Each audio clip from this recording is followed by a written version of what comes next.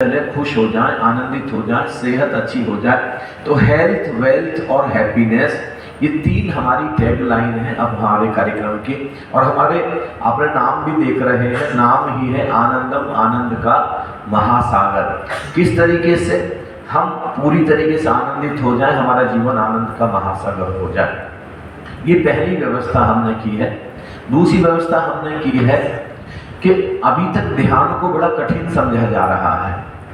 कुछ लोग हैं जो ध्यान में उत्सुक है। ध्यान का नाम सबने सुना है, मेडिटेशन में सबने मेडिटेशन के बारे में जान रखा है, लेकिन हंसते हुए, नाचते हुए, खेलते हुए, उत्सव मनाते हुए, बच्चे जैसी बहुत सारी चीजें करते हुए भी गहरे ध्यान में उतरा जा सकता है। ये कला अभी अनभिज्ञ थी करीब करीब। हम लोग अपने कार्यक्रम के माध्यम से धरती पर ये कला लेकर के आए हैं। कैसे बच्चों जैसे खेल खेलते हुए, कैसे आप नाचते हुए, उत्सव मनाते हुए गहरे ध्यान में उतर सकते हैं। और ध्यान हमको निराकार से जोड़ता है, अंततः हमको विश्रांति में ले जाता है, शांत करता है। और जितना हम शांत होते चले जाते हैं उतना हमारी सेहत इंप्रूव होती चली जाती है। बच्चों का फोकस बढ़ता चला जाता है, कंसंट्रेशन बढ़ता चला जाता है। कोई व्यापारी है, वो बहुत अच्छे से अब डिसीजन मेकिंग कर सकते हैं, बहुत अच्छे से अपने व्यापार के लिए निर्णय ले सकते हैं।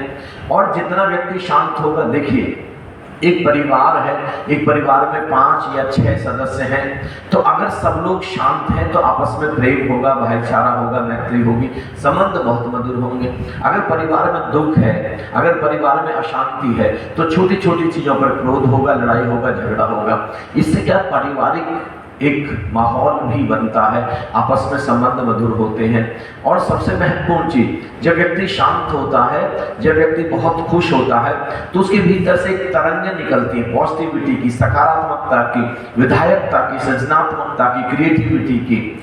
और वो व्यक्ति को फिर बहुत अच्छी सेहत देती है, समृद्धि देती है, अमीरी देती है, धन देती है। और केवल एक व्यक्ति को नहीं, अब जैसे लाखों लोग ध्यानस्थ हो जाएं, और ध्यान से भी ऊपर मैं अभी आपसे बात करूंगा समाधि।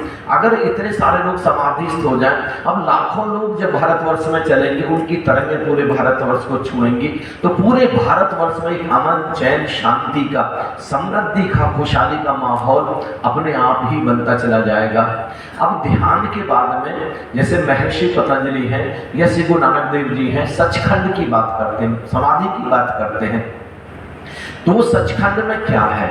वहां सचखंड में एक नाद गूंज रहा है, अनाहत नाद गूंज रहा है। वहां पर एक प्रकाश है, अवल अनहे नूर उबाया, कुदरत के संबंधे, एक नूर से सब जग उपजा, कौन भले को मंदे।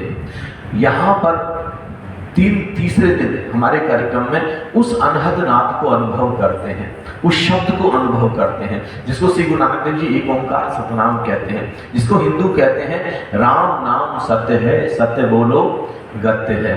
जिसको श्री गुरु नानक देव जी ने कहा है कि नानक दुखिया सब संसार, सोई सुखिया यही नाम आधार। वो नाम का आधार मिल जाता है। नानक नाम जहाज है, चढ़े सोतरे पार। उस नाम के जहाज पर जब व्यक्ति बैठ जाता है, तो जो परम आनंद का किनारा है, परम शांति का जो किनारा है, जो मोक्ष का, सचखंड का किनारा है, वो एक ना एक दिन आ जाता है। यहाँ पर वो मीरा, जो जिसको संत मीराबाई राम रतन धन कह रही है, जब राम रतन धन व्यक्ति को अनुभव होता है, और तब व्यक्ति नाचता है, पायो जी मैंने राम रतन धन पायो।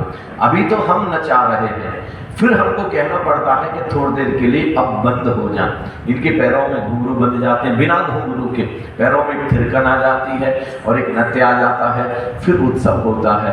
मैं चाहता हूँ कि पूरे भारतवर्ष में हम दोबारा से रास रचाएं, उत्सव मनाएं। जब 365 दिन, मेरा जोर इस चीज पर